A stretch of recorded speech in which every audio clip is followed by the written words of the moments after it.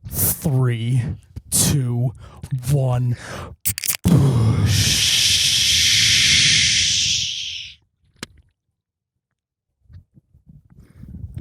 Oh my God, that's cold. Wow. Welcome back to You Betcha Radio Podcast. I am Miles, You Betcha Guy, here with Ryan, the T-shirt guy, and we are on a boat. On a boat. A boat? I'm on a boat. Isn't that a song, Ryan? Probably. We have a willy-nilly show for you. Ryan rode a stand-up jet ski for the first time. The 4th of July is tomorrow. We got a great show for you, so let's just get into it. I would venture to say it's almost the nectar of the gods. Back, baby, back. I want my push. Oh my God, that's cold. Oh, you betcha, yeah. Yeah. What's up, guys? Welcome back to episode 26. We're on a boat. We got a good show for you guys in place today. Again, tomorrow is the 4th of July. So what better place to film a podcast? I like that hat of yours. You definitely got festive for this. Yeah, I'm bringing out my inner American. So I had to throw on the stars and stripes. We had matching ones, and I've totally forgot mine at home. So. Yeah, so as you can see, we got some stripes, we got some stars. I wish I could tell you that this is a new merch drop or something, but it's not. But it's not. We kind of missed the ball on that one. Yeah. Just sometimes stuff works out in life, sometimes it doesn't, Ryan, and that's just where we're at. So, but we're on a lake. We're enjoying the nice weather. We got boats cruising around us. We got pontoons parked off to the side. Everyone's just having a good weekend. We're sweating our asses off. We're sweating. It's like 86. Yeah, I'm excited to get into my first experience at riding a stand-up jet ski. Yeah, I am too. But before we do that, Ryan, go get yourself a jet ski from U Motors Motorsports Marine, located in Fargo, North Dakota, and Pelican Lake, Minnesota. They have all of the best brands: Honda, Yamaha, Can-Am, Sea-Doo jet ski. Yeah. And then all the boats. Natique boats. Super boats, Supreme boats, and Avalon pontoons for just drinking all 4th of July long. Hopefully later this summer we can get a podcast on one of those types of boats with U Motors. I think that'll be fun. Maybe have a couple of those guys on or something. But they have, if you look, mention this ad, you get 20% off parts and accessories. Obviously, some exclusions may apply. You can check them out on their website at umotorsinc.com or on all their social medias at umotors. So thank you to them, and we look forward to hopefully doing one of these on one of their boats as well. You know what's cool about this weekend is I just catch myself dazing off. This is like the best weekend of the summer. Would you agree? Everyone's in a great mood. Oh, because the thing about 4th of July, last year was so up in the air because it was on a Wednesday. So do you take Thursday, Friday off? Do you take Monday, Tuesday off and ride it out from the last weekend? That was the debatable question last year, but this year's easy. You take Friday off. You get to work Wednesday. You leave a little early on Wednesday, and then you just have a good weekend. As did I. How can you not, though? You're looking forward to this weekend. You got family, friends coming out to the lake. When like 3:30, 4 o'clock hits, let's be real, you're not getting anything done. I don't know how we luckily timed it out to where we didn't have anything going on with shirts this week. Because we plan, but like usually we mess up some sort of planning and we have to like scramble, whatever. But somehow we worked it out where we don't have anything to do with merch or anything this week. So well, and the cool you're thing, welcome, Ryan. Well, yeah, no, I appreciate that. The other cool thing too was it's not so much a lackadaisical week, but again, no t-shirts to print, nothing to ship out. But you put out a video on Monday. What people think when they find out you're from the Midwest, and it just went loose. Yeah. It is loose. Yeah, it was pretty crazy. The funny thing about that is everyone who's not in the states that I mentioned in the video, there'll be a part 2 coming, so just don't get your undies in a bundle here. I couldn't believe how mad people were. So like the video was essentially like we were making fun of ourselves is basically how the video went. And people were mad that we weren't making fun of them, which I thought was kind of funny. But we were making fun of ourselves, but yet people were making fun of us because we were making fun of the Midwest. And they wanted to be made fun of. Right. But at the same time, I thought my assumption was people actually thought we weren't from the Midwest. Yeah. Yeah. Well, that's the thing is like you have people who've never seen the page before comment and be like, God, I hated that guy and the way he was chewing his gum and his AirPods. I was like, that was all on purpose. Because Welcome to the that's page. what I actually, Dude Dad, you know Dude Dad? Yep. He lives in California. He spent a lot of his life there. And he was like, so what the heck was with the AirPods and chewing the gum? And I'm like, that's because that's what all of us in the Midwest picture you guys stereotypically on the coast. Yeah, it's the persona. And he's like, okay, I get it now. But it's just funny because he's in it and he didn't necessarily realize Right. that that's what we were doing, even though I feel like most people that watched the video got that I was being like someone not from the Midwest. Right. And even though all those questions were so up in the air, it still just went off. Yeah. It went loose. Yeah, and like 48 hours that over like 2.2 million views or something on Facebook. I don't know, I just think it really resonated with people because that happens to everyone, whether you go on vacation in Mexico or you're on vacation somewhere warm or even just travel to any other part of the country. You literally get that stuff all the time. Right. Right. Literally, like, I've gotten, you're from the Midwest. Do you still ride a horse everywhere? Like, you come on, man. You know we don't ride a horse everywhere. Yeah. It's 2019. It was a little bit long overdue. I feel like there was something that the Midwesterners wanted in that type of realm, don't you? Right. So I thought that was kind of what helped it get to where it is, and yeah, it's been cool to see the response on that. It's going well on Twitter. It's got like 160,000 views on Twitter. Yeah. Twitter's funny because it's, we have a pretty good following on Twitter for how much time you put into it. Yeah, like zero time. Yeah, other than just responding to people. Yeah, and Twitter right now is a very slow growing platform for people, just like YouTube. But it got a really good response on Twitter, and I think I was most excited. What was I most excited about in this video?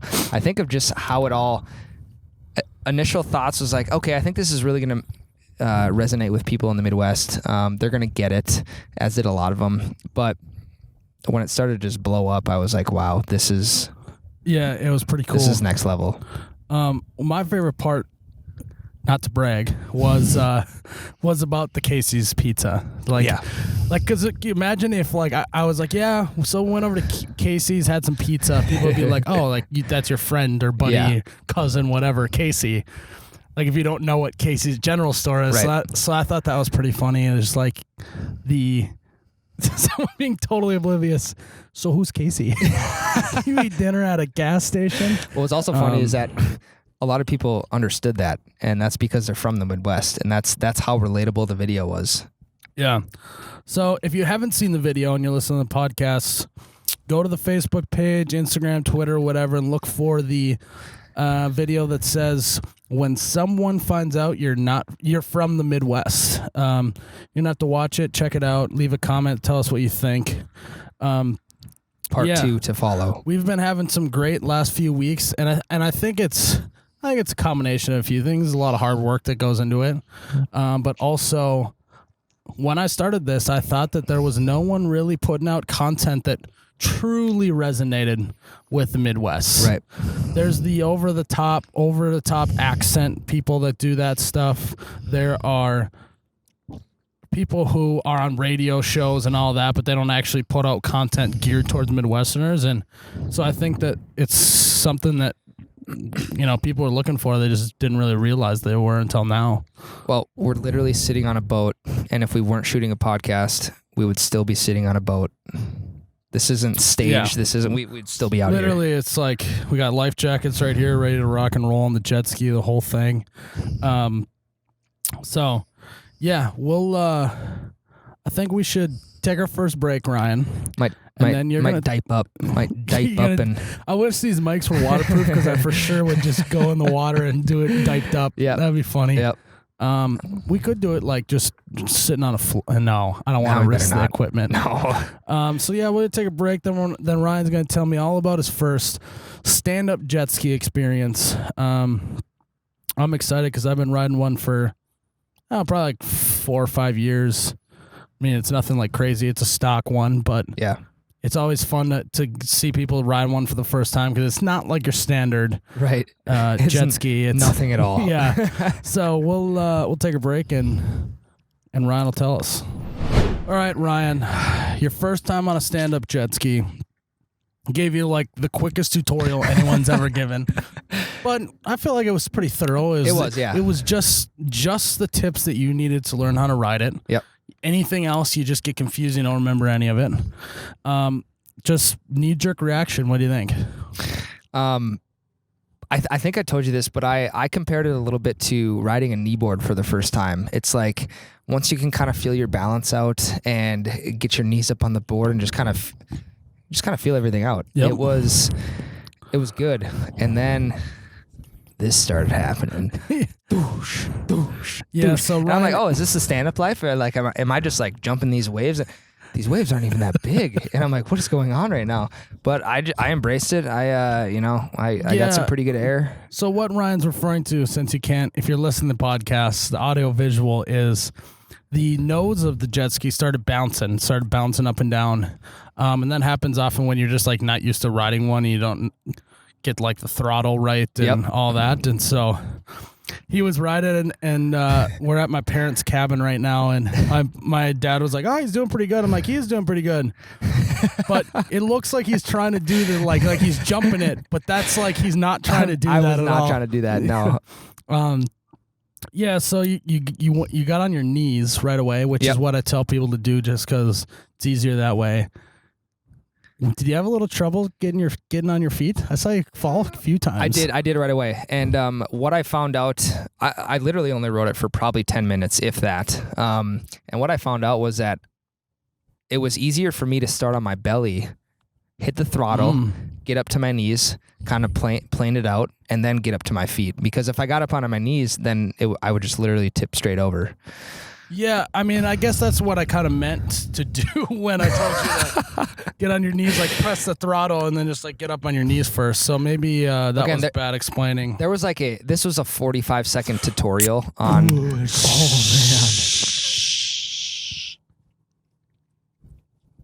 I'll join you. Oh my God, that's cold. So I got a quick 45-second tutorial before I even got on it, and being the person I am, you were just zipping through it. I was asking pretty thorough questions. Oh, so instead of like turning like side to side up and down, you got to like pull and like turn side to side that way. Yeah. Push and pull. I'm like, what does that even mean? And then I finally started to figure that out. But I also noticed that the turning radius was really touchy. So if you can't just like, obviously if you're like riding a motorcycle or anything, you can't just like turn it a good amount because you're just going to wipe out. Yeah. It's very touchy. You wiped out a few times. I did. Yeah. And I was which everyone does. It's pretty standard, but yeah, I had one wipe out where every time I wiped out, I would try and hang on to the handlebars just so I didn't have to wait for it to circle back around me. Because on ours, we lost the key that like goes around your wrist. So like when you fall off, it just shuts off. The kill switch. We lost that. We lost the kill switch little wrist thing. So now we just have a rope that we tie around to pop up the thing to get it to go. So that's so Midwest of you. Instead of just going on Amazon and buying like a $8 key. I'm like, oh, this is the key right here. It's just what happens if you lose it? It's literally just a string of it's just a rope with nothing. There's a knot at the end, and that's it. Yeah. And it's like frayed on one end. It's like really bad. Yeah. So push burp. But yeah, so then when he falls off, it's got to like wait for him to circle back, and you went through the panic mode of thinking it's not going to. It went straight for about 15 yards, and I'm like, this thing's not coming back. Yeah. But it was actually super fun. Once I kind of got the hang of it, probably 5 minutes in, I could definitely see how you can get lost on one of those things, just like doing crazy tricks, doing some crazy stunts on the waves. I had never obviously barrel rolls, double backflips, the standard stuff I usually do each weekend. I don't know if I'll whip that out tonight or anything, but because I just haven't stretched today. Yeah. But we are big stand-up advocates here at You Betcha. We want to bring it back. Your dad probably used to ride one when he was a kid. So if you have a chance to get one or have the chance to ride one, you definitely need to do it. It's always a great time. What's kind of fun too is that a regular jet ski, anyone can just hop on it. They can hit the throttle and go. But this, like, there's actually a little bit of skill and technique. So, like, not everyone can do it, which is cool. I like doing stuff that not everyone can do. Yeah. Yeah, it's been fun. So Ryan, I'm getting distracted by all the jet skis and boats driving by. I'm actually really, really jealous because there is a pontoon that is right behind the camera over here. Yep. It is your classic 1985. 1985 slab of wood, 2 tunes, and then you got to like bring your own chair to sit on. There's no seats. Yep. And then there's a classic, like, the column for the steering wheel is just in the center of the thing. God, yeah. I want one so bad. I'm just so like jealous. a wooden, whatever you call, like where the steering wheel's at. Just like a wooden box Yeah, it's in just the a middle column of it. Yeah. in the middle. Yep. And it's all it is a steering wheel. Super jealous of those people. But obviously this is one of the most trafficked times of the year and the summer on lakes. You are going to be going to a different lake tonight and tomorrow. Yep.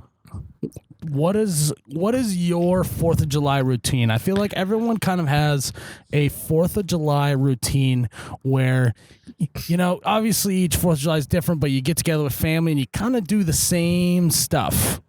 What's your routine, Ryan? Yeah, the typical 4th of July weekend for me, 4th of July day, we normally get a big group of people, probably like 20, 30 people that even come like from surrounding lakes area, and we'll tube down the river because the cabin I'm going to, we're going to go tubing. Yeah, the cabin I'm going to is literally... You tie up a cooler too and let her float down? Yep. Oh, yeah. Well, the cooler gets its own separate tube. Yeah. That's how important it is. But what goes with tubing is having a couple too many beers, getting to the end, and trying to figure your ride out. And it's like, where do we put all these tubes? It's one of those things that you don't go into it with a plan because it is part of the experience to try and figure out how you're going to get home. Exactly. So, we've been pulled over once before for tubes flying out of the back. You got guys laying on top of the tubes in the back of a pickup. Probably not the safest thing to do, but at the same time, it's not too far of a drive. So find a way to get it done and have a good weekend. You just have a good weekend. So and that's 4th of July day. Yeah, I was going to say, and then you go. Yep, neighbor does fireworks. He puts on like a fantastic fireworks show. Everyone drives up on their boats, kind of like right out in front. Yeah, we kind of talked about that last podcast too, right? Yep. And honestly, man, I don't know what your opinion is on this, but fireworks are cool. They were cool when I was like 12, I get bored 13 with fireworks years old. real fast. I do too.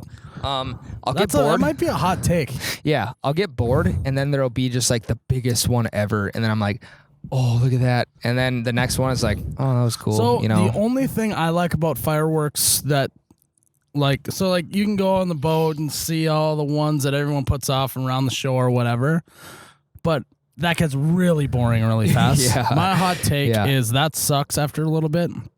But if you are the one putting off fireworks, it's the best. It's so close. Yeah. And when it goes off, it literally just lights up the entire shore and the cabin and the boat and everything. Like that stuff I like. Yeah. Going into seeing one in the distance, like I could literally just YouTube fireworks show and it'd be the same vibes. Another hot take. What's even worse than watching fireworks is when people Snapchat the fireworks. Oh my God. For 15 snaps straight. This is our PSA to everyone. Oh my gosh. Well, they're not gonna hear this till after the 4th of July. Oh, well, there's always next year. They'll remember. It's a hot take. This is a PSA for next year. I'm fired up right now. If you see fireworks, do everything you can to resist the urge to Snapchat them. Because that's all we ask. Fireworks aren't, again, they're cool, but they're not cool enough to want to watch in person. They were probably cool like 50 years ago because like they didn't have any technology back then. But they're cool to watch in person. But man, if you're watching them through a phone screen or a computer screen, that is tough. I forget about that. It is the worst. It is the worst. It's literally like our thumbs are so programmed at our age with technology. Next snap. That's what it is. That's us tapping through your firework. Through the fireworks Through snap. the firework snap. Bam, bam, bam, bam, bam, bam, bam. Oh, so that's the worst. That goes for Instagram story too. Instagram stories. That also goes with concerts. We don't go down that road. We won't get into that. We won't go down that road. Fireworks. Enjoy them as much as you can out, like in person. Yep. What also kind of ruins this is that people are, you're out the lake, every weekend. People are blowing off fireworks like 2-3 weekends before the 4th. So by the time the 4th hits, you're like, that's the same firework I saw 3 weeks ago. Now, I will never get too old for lighting like firecrackers. No, that's funny. And bottle rockets and stuff like that, Did we ever figure out the question on last podcast? There was some nerds out there that were commenting and telling us how it is, but they never. But they had a scientific answer. Okay. It wasn't straight to the point. So on the last podcast, we talked about waterproof firecrackers and how the flying flip that even works. It doesn't work, by the way. It doesn't make any sense. How does the fuse stay lit underwater? So they were always like, "Oh, it's a wax coated fuse." Blah blah blah blah. I'm like, I get that. I get that. Like the actual firecracker is waterproof, and there's not water getting inside of it and ruining the bang and the fuse. Yes. But people. We should have tested it out right here. Human nature and just sheer science and engineering and everything is fire gets put out by water. Yes. Especially when it is completely engulfed in water. If you lit a match and you took it and you just put it in a glass of water, it would immediately go out. Isn't there? So why on earth does a waterproof firecracker not go out before it blows up? So what type of fire is not put out by water? Is that like a chemical fire? There's a certain type of fire that cannot be put out by water. I have no idea, Ryan. I think it's a chemical fire. Are you talking about Chernobyl? Very similar. Are you talking about nuclear waste? Chemicals, yes. So nuclear waste would be made up of all these different chemicals. Ryan, you're starting to get real nerdy on me here. Man, I'm trying to get to the bottom of this because this has really been bugging me. Yeah. And I tried to search through the comments on the last podcast, and I found nothing. Because someone would say something, and you'd be like, well, what about this? But they just talked about the firecracker itself, but didn't explain to me why. Now, someone raised a point, well, how do you weld underwater? That, again, I do not understand. So we are still looking for that answer. Even though this will post after the 4th of July, we still want to know. Drop in the comments. I believe it's one of those things you just can't explain. So that's just where we're going to leave it, Ryan. So you're such a nice podcast host, Ryan, that you in turn asked me what my 4th of July routine is, so I appreciate that. Well, we went in from, hey, Ryan, what's your experience on the stand-up jet ski? So I figured this podcast was just interviewing myself. Ryan thinks that the entire podcast is about him at all times. Hey, so Miles, thank you, Ryan, for asking me about my routine. Hey, Miles, what's your 4th of July tradition? So usually we have our whole one side of my dad's family gets together at a cabin. That's during the day activities. We go, we drink, we eat. There's a lot of kiddos on that side of the family, so they're running around screaming their head off, and I'm drinking while they're doing that. So I'll do that. Then what we do is we just drink. We've now gone past the stage of fireworks. Yep. We have no younger kids or anything. And then at night, we will go on the boat and watch fireworks. We'll do that once in a while. Other than that, we just end up at a bar. So basically, my entire day of 4th of Julying, which I think is a term. 4th of Julying, is just drinking. So, and then you come to the bunker on Monday. You say, "Man, I got 4th of July." I got 4th. You ever been 4th of July before? I think maybe this year is the year. This is the year that we all get 4th of July real hard. Yeah. You're going to definitely be able to tell on Monday that I drank too much this week and weekend. Sure. It's a 4-day Ryan weekend likes for a lot of to people. say that he can tell on Monday if I had hit it heavy over the weekend, which I find really funny because when you're in it, you don't realize that it's just the way you just live your life that way. But it's funny that you can tell. Or it's always such a wild card week too. It's like something that shouldn't be. There's no holiday. There's no nothing. I walk in on Monday for the podcast, and you're like, man, I got really drunk last night or this last weekend. Like on a Sunday, what did you do? Yeah. Well, I live a very interesting lifestyle, Ryan, considering the fact that I have no boss. I am enslaved to the internet. There's no work hours. It's get your work done when you want to, get your work done whenever, because I mean, like, don't get me wrong, I still have to get work done because if we don't post content, we don't have a business. Yep. But at the same time, it's like, okay, well, you get a little drunk, you can maybe wake up at like 11 and then get to work and work till like 9 that night, you know, instead of like waking up at 7 and leaving at 4 or whatever. What hours do people work now? I honestly... Well, it's always called 8 to 5, but 8 to 5 that's 9 hours. Unless you take an hour lunch break, which I guess a lot of people do. I take half hour, so... Because I'm be honest, it has been so long now since I have had a normal job that works normal hours. I don't even know what I would do if I was placed in that environment. That'll never happen. It is you and like that's not a brag or anything. It's just like that's just my reality now. Is like I can't even comprehend going to a job, having to do what my boss says. Yep. And then like having to like play nicey with some coworkers because I'm stirring it up a little bit with coworkers. So what are you doing for the 4th of July? Okay, so this is actually probably a pretty good story. When I worked as a personal trainer, believe it or not, this dad bod beer gut guy worked as a personal trainer in college just because I played college football, and every college football athlete just gets an exercise science degree. That's just the default. So that's what I did. I worked for like 9 months as a personal trainer at an Anytime Fitness. You ever been doing Anytime Fitness, Ryan? No. It's not a fan. I actually like Anytime Fitnesses, but anyways, I was constantly getting in trouble for wearing my hat backwards, for not tucking in my shirt, for basically just being the most willy-nilly personal trainer. I was the people's personal trainer. Yep. I don't know if we've talked about this on the podcast before. I actually don't know if we've ever talked about it personally. But literally, I was the people's personal trainer because I never did one testing ever. But so the way I would start is, okay, I would start slow. I'd be like, all right, let's start with, I want you to eat good 3 days this week. You know, like that kind of stuff. Yep. And then I would just build a relationship with the client and bush burp, basically become really, really good companions with this person. And people wanted to keep working with me because they just like had a good time while they were there. Yeah.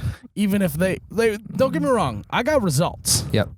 But I probably wasn't getting as good a result as Joe Schmo. Jared over in the corner, like screaming at his client, telling him he needs to eat more broccoli. Work harder. Yeah. So I don't remember how we ended up there, but basically... no, that's interesting because I've never heard that. I never knew you used to wear your hat backwards. So not only am I the Miles, the People's Bush guy. People's Bush guy, I'm Miles, the People's personal trainer. Yeah, I've been thinking a little bit about content geared around the sports world with Bush Lights, so that's a little teaser. That's a stay tuned moment for the podcasters. What I think is going to be funny about this podcast is there might be some people who get motion sickness watching this because they have the camera on the tripod over there. Right now. And with each wave, it's just going like, it's going to be like this the whole time. Yep. They're not even going to be able to watch it. They're just going to have to set it down and close their eyes because they're just going to want to just vomit everywhere. Yep. God. I guess I just thought about that right now. Yeah, I didn't even think about that really until now. But honestly, you could ask for a calmer day, but doing that would be super greedy. Yeah, that would be super mean and not Midwestern. You gotta just be polite. This is great.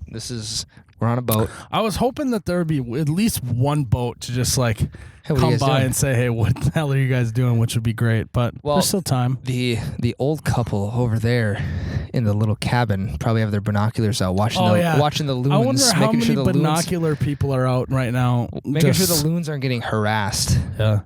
We promise this is a very loon-friendly podcast. We steer away from loons. We don't go near loons. We just admire them from afar for the beautiful creatures that they are. And with that, Ryan, we're going to take a break because that was the most willy-nilly. I said that. It's going to be willy-nilly. It's going to be all over the map. So we're going to take a break, and I got to grab another beer. And Ryan's got to get off the cooler so I can get in there. Let's do it. And before I go, anyone who's mad about the You Betty not being here on the video, full disclosure to people on the podcast, the You Betty's not here. It's because a little bit, it's seen better days. Yep. And I'm trying to preserve the longevity of it. Now, I know people are going to say, well, wasn't the point of having a cooler that's made out of styrofoam supposed to, like, it's a relic. It is an artifact. I should make a second You Betty that I can throw around and bring everywhere and whatever. It would hold up. The first one will get retired. Yeah, it's almost like I feel like I want to retire it so that I have it forever. Yep. So to all you who smart asses that might be watching on Facebook, Gawking at that's the igloo. why. So we'll take a break.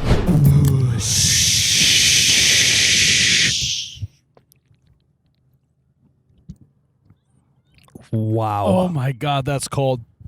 Guys, before we get into this last segment, I just want to say thank you, and you should check out Gina's Designs of the Heartland. We have a big-ass sign here with us today. If you're watching, you can see it. I'm holding it up. But they make the best handcrafted painted wood signs. They're all made out of pine. They're the best quality you can get. Again, but they're made out of the heartland. That's the important part. They're Midwest people through and through. They were very nice enough to make us a Nectar of the Gods sign with our logo on it. Super awesome. We got some wake surfers going on in the background. But go check them out at genasdesignsoftheheartland.com. Again, that's genasdesignsoftheheartland.com. You can also grab yourself a sign on our website. You can order one through it when you order a shirt. When you can just order one, I guess, by itself too. Yep. But head to the website, check out Gina's Designs of the Heartland. They make custom signs, so if you want something else on it, hit them up on Facebook, their website, whatever. They will do it up for you. Gina and Squad are a great crew, and They drink a lot of Busch Light. And they drink a lot of Busch Light. We met them at the Country View Acres bar takeover in Iowa. Yep. And I think they had a good time, don't you think? They were throwing them back, so they had a lot of fun. Yeah, so Ryan, as we head into this last segment, I got to talk a little bit about Hidden Valley Ranch trying... okay. Let me rephrase that again. Let me start over. Hidden Valley Ranch is too big for their bridges. Is that the right phrase? Big for your bridge. Too big for your bridges. We're going to go with that Sure. being the phrase. There's going to be people in the comments being like, you're an idiot if it's not, They'll but correct whatever. us. It's the internet. I got thick skin. I wouldn't be here if I didn't have thick skin, I guess. Yep. There's sometimes actually when I'm like reading comments and some guy's like, this guy's a complete douchebag, blah, blah, blah. And like for like 2 seconds, I'm like, well, like I should respond. And then I just go, but it just doesn't matter. No. Because we're just going to keep doing it. It doesn't matter. And I don't let anything like that even remotely have any real estate in my brain at this point. It started off where it would bother me, but now it's like just another day. But Hidden Valley Ranch needs to relax. Their bridges. They need to relax. They think that they're the coolest, funnest, hippest, bestest, most bestest company that's ever been a company. But they're not. The only reason why they're relevant is one, they started the whole ranch revolution beginning. I respect that. I respect that they were the first to really bring commercialized ranch to a mass amount of people. Thank you for that. But come on, They tweeted, I love this. They tweeted at Pop-Tarts. You've seen that photo going around the internet. Gosh. Hidden Valley Ranch Pop-Tarts. You've seen that? Yes. They tweeted it at Pop-Tarts and said, "What do you think?" What was the response? And they just Pop-Tarts just goes, "LOL, no." That's so alpha. I was literally so happy that they did that I almost just jumped out of my chair. I was so excited about that because it's true. Just no. So if you run the Twitter page for Pop-Tarts, I would have tweeted that and I would have saw the likes and the retweets and the quote tweets come in and I would have been like, Ryan's standing you're up. right. You're right. That was me. That was me. Ryan is now standing up and looking behind him. You're just you're looking around the office. You're like, yeah, that was me. What's up? Maybe give a little flex. Yeah, flex on him. Maybe turn to one of your coworkers and give him a little quick head movement at him. That's kind of what I was getting at. That was me. Oh, I did see that though, and I laughed because that pissed me off so much. I've been on a Pop-Tart kick lately. Dude, Pop-Tart. What's the best Pop-Tart flavor? Brown sugar. My guy. No, high five. Missed. Oh my gosh. Oh. Oh my God. Check in. That actually hurt really bad. Did, yeah. You wound up for that one. That was our Dumb and Dumber impression. Brown sugar though, man. Brown sugar. I've really kind of become a fan of s'mores as well. Are you cool with eating Pop-Tarts not from the toaster? Yeah. Yeah, I will. But I'll eat them in the toaster too. Yeah, I'll do both, but I love them both ways. Yes. Yep. Depending on the flavor. Well, that's not. I don't want to take anyone to take that out of context. I didn't say that I like it both ways. I said I like Pop-Tarts. Yes. Both in. Oh my God, my hand hurts. Yeah. Both it's radiating in the toaster and just raw. Okay, that sound bad again. So for me, I think it depends on the flavor. If I'm gonna go with a fruity flavor like strawberry, which I feel like strawberry is the OG Pop-Tart. Yeah, basic Still ass. one of the best. Yeah. I'll eat that one cold. Probably won't put it in the toaster. But something like brown sugar or s'mores, when you can melt the inside a little bit, that's where it's at. Okay, so my mother used to buy a s'mores growing up. That's one of them that is so much better in the toaster. Yes, I will say the that. inside melts. Oh. And it's just so gooey. I will admit that I am I once in a while I'll eat them anyway. Yeah. But once in a while I'll break off all of the crust first and eat that first. Okay. And then just get the frosting middle. Yep. Have you ever done that before? I haven't. No. I just eat it straight up. I usually break it in half and eat it from the inside to the outside. Oh, okay. I mean, I'll break it in half. So hold on. Before we get too deep in this, we are going to discuss what is the best way to eat a Pop-Tart. I personally will just eat it. I'll bite in a corner and just mow it down from there. Every once in a while, I do like to break off all of the crust, as one would say, even though it's kind of just all the same. Yep. And then eat that first, and then there's the frosting middle, and then just eat the frosting middle itself. Then will you eat the crust? I eat the crust first. Okay. Yeah. Oh, gotcha. Okay. Yeah, you just get it over with. Yep. It's like when you're eating Lucky Charms and you eat all of the grain cereal, and then the others have marshmallows left floating in the thing. It's like that. How do you eat it, Ryan? I usually break it, and I don't know why I do this, but I'll just break it straight in half. What would you call it? Hamburger style, like the short way? Yeah, hamburger, not hot dog. Not hot dog. Hot dog would be bananas. Why would you do that? Though, I imagine that, the Joker, the Joker on Batman would eat his Pop-Tarts hot dog style. Yep. So I'll break it in half, and I'll literally just eat it from the broken part to the outside, and that's it. Pretty straightforward. Bush burp. So, okay, that actually puzzles me a little here, Ryan. So talk to me, Goose. So let's do this You here. literally cut one. No, well, you cut one in half. Yep. And then you just take a bite out of the middle. Nope.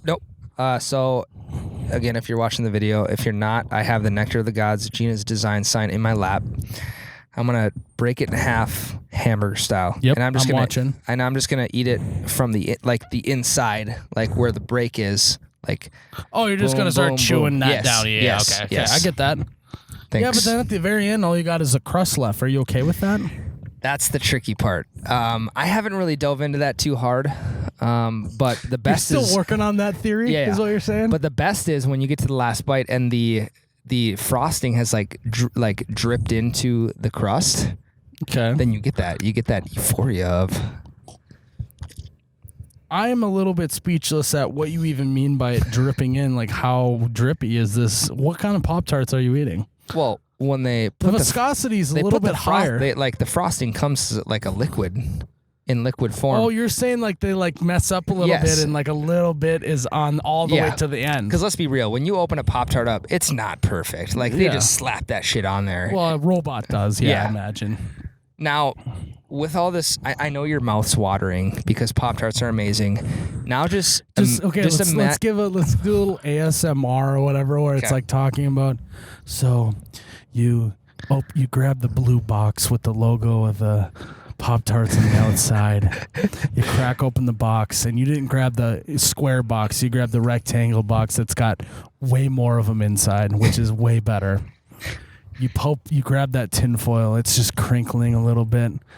It's great packaging. It's got the silver on it, and then it's got the blue writing. You rip right down the middle. You open that up, and there it is, frosting and all, crusty. Maybe a little bit. Maybe one of the corners crumbles off a little bit. You grab it and you just pop it in your mouth for a quick snack before you eat the Pop-Tart. It's the best. When you open it up, do you take frosting facing out, or do you take like bottom facing out? So which one do you grab right away when you open the package up? Oh, frosting top. Okay. Yeah. Good call. Anyone who Good would call. flip over a Pop-Tart. I even will feel the Pop-Tart to make sure that the frosting's on can't the top see it. when I open it. And you're not gonna, if you do this, you are mental. I think you're insane. Yeah. You belong. You deserve to be locked up. If you open up the Pop-Tart and then you like rip it down the back, that's not how you open a Pop-Tart. You open I don't necessarily know how I open one like that. you just slip the top open. Oh, and then you just pull it straight I up. disagree. Really? You're insane. No, I deserve to be locked up. No, I would say that I just rip it, and because it's like that like silver tinfoil stuff, it rips so easy. I just need to get into that thing. I just need to rip it open, and I just need to start eating Pop-Tarts. So I think the moral of this conversation is that you're a nerd and you like to open things really softly, and you're kind of a beta. well, maybe that, but now your mouth's got to be watering right now. You're thinking of your favorite Pop-Tart that you've ever eaten. Now just get the feeling, get the taste in your mouth of Hidden Valley Ranch on the inside of your Pop-Tart. Ryan, why did you have to do that? That literally just ruined it. I had to end the bit like that. I honestly had no idea where you're going That's with how that for a bad it sec. is, man. Why would you even suggest that? And first of all, who did the Photoshop job onto It was the a really Pop-Tart good box? Photoshop It was job. really good. And whoever did that, props. But at the same At time, the same time, you can go to hell. who is your superior that told you can do that? I mean, it actually got a lot of publicity. That was a defeatingly frustrating ending to that segment. We I had do to end like it the like final that. comeback. I like it. All right. Well, if you love Pop-Tarts, as most people should, let us know how you eat a Pop-Tart, because apparently there's lots of ways to do it. Oh, bush burp. Wow. Oh, bush burp my again. gosh. Tell you what, Ryan, it's going to be a great 4th of July weekend. We got burps flowing. We're out here floating on the boat. I'm on a boat. That's what song is that? That's definitely a song. It's by Lil Andy Jon Sandberg or whatever. No, Sure. it's like a SNL thing, I feel Okay. like. But we're on a boat. People are surfing. People are jet skiing. There's literally, I'm going to end the podcast with this. Let's do it. There's been a floaty, like the unicorn floaties and all that, but there's been a rubber duck floaty that started like way behind us. And I don't know whose it is, but it's now floated like across the lake. And it's literally, it's the... It has some Instagram chick's name on it yeah. to take the photo for the weekend. Yeah. So, literally, we might, after this podcast, go hijack that rubber ducky. Maybe Ryan will take a selfie on it. But, God, Whose rubber ducky is that? I don't know, man. How do you just let your rubber ducky? It's bright yellow. How do you let it just go away? I hope that everyone finds themselves either a unicorn floaty, a boat, a rubber ducky floaty, a surfboard, you name it, over the 4th of July. And lots. Most importantly, bush lattes all weekend long. The clouds are starting to come over right now. It's feeling a little bit like it might rain. So as much as I love having this equipment sitting out, I don't necessarily want it to get rained on. So, Ryan, I think you should take us home. Guys, thanks again for listening into episode 26, the Boat Podcast. The Boat Podcast. I mean, that summarizes everything. We should just start a summer podcast called the Boat Podcast. The Boat Podcast, off the dock. There you go. Off the dock. There you go. Off the dock. Guys, we hope you have a safe and enjoyable 4th of July. We are going to do the same. Obviously, you can't go wrong when you're on a lake, but it's going to be a good weekend. We're going to take a little hiatus from work. Yeah, drink a lot of bush lattes, but at the same time, make sure you got someone to drive you. Yes. Don't post the whole fireworks show on your Snap story, or we will send the internet police on you. Yes. So, again, have a safe, enjoyable 4th of July. I am Ryan the T-shirt guy. And I'm Miles the You Betcha guy. May your ranch always be runny. May your bush lattes forever be cold. And may your Pop-Tarts never have ranch in them ever, Never. ever. Cheers, Ryan. Cheers.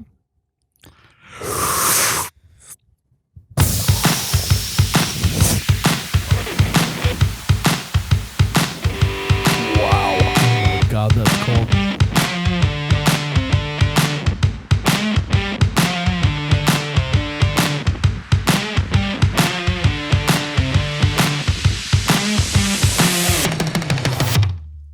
Oh, you betcha, yeah. Yeah.